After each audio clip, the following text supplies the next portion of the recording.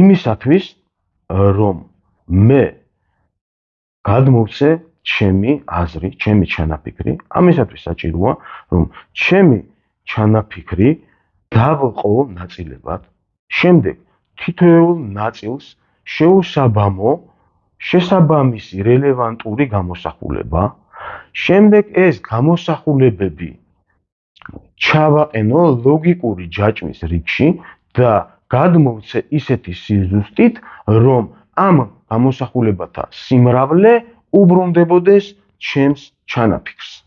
ერთი ვლინდება მრავლობითში და მრავლობითი ზუსტია იმდენად, რამდენადაც ის უბრუნდება ერთს. ანუ აქ საუბარია სიზუსტეზე. თუ კი სიზუსტე ირღვევა, მაგალითად ამ შემთხვევაში ეს ფორმულა ფაქტობრივად ჩადებულია მარკეტინგული, მე აქ ახალს არაფერს ვიგონებ, ჩადებულია თვითგამოხატვაში და მით უმეტეს პიროვნული ბრენდის გამოხატვაში და საერთოდ მარკეტინგული მანქანის მუშაობაში არის ჩადებული ეს. და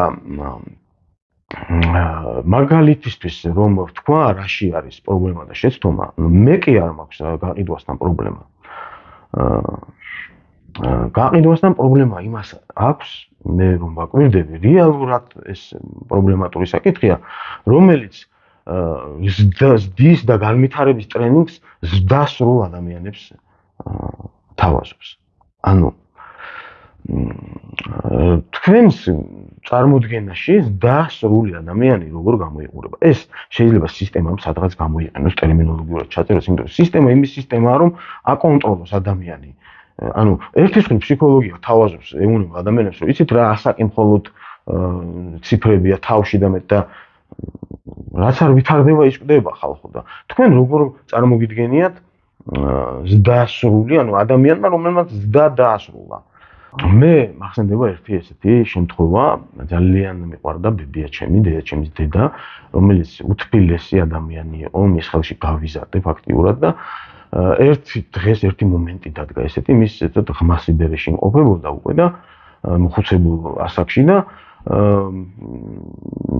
თუმცა ფიზიკურად ჯანმრთელობით კარგად იყო, მაგრამ გონებრივად უკვე რაღაც პრობლემები ჰქონდა, სკლეროზი და დემენციური პრობლემები, მაგრამ ერთი ესეთი მომენტი არ ამომდის თვალებიდან, ჩვენ ბებია ჩემის სახლი ცოტა მაღალზე იყო, ჩემი სახლი ცოტა დაბალზე და საერთო ღობე ჰქონდა და კიბე იყო გადმოსასვლელი მისი სახლიდან ჩემს სახლში და ერთ დღეს შემხვდა კიბეზე და ვერ მიცნო. ანუ ეს ხო ჩემი ცხოვრება იყო რა და ჩემმა ცხოვრებამ ვერ მიცნო ესეთი მომენტი, ეს რაც შუშის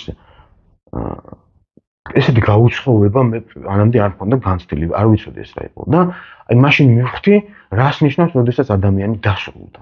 ცხოვრებაში დასრულდა ადამიანი. აი ჩემთვის ზრდასრული ადამიანი ესე გამოიყურება. თქვენთვის როგორ გამოიყურება?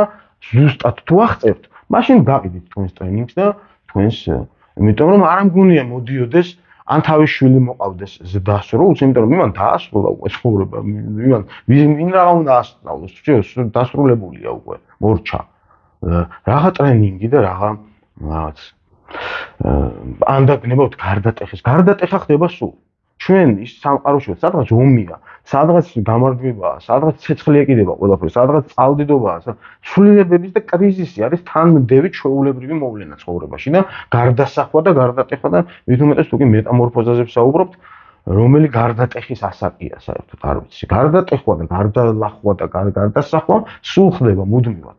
ეს სულ ხდება, მაგრამ ამ პროცესში თავარია ინდივიდუალობის შენარჩუნება, თავარია შენი თავის შენარჩუნება.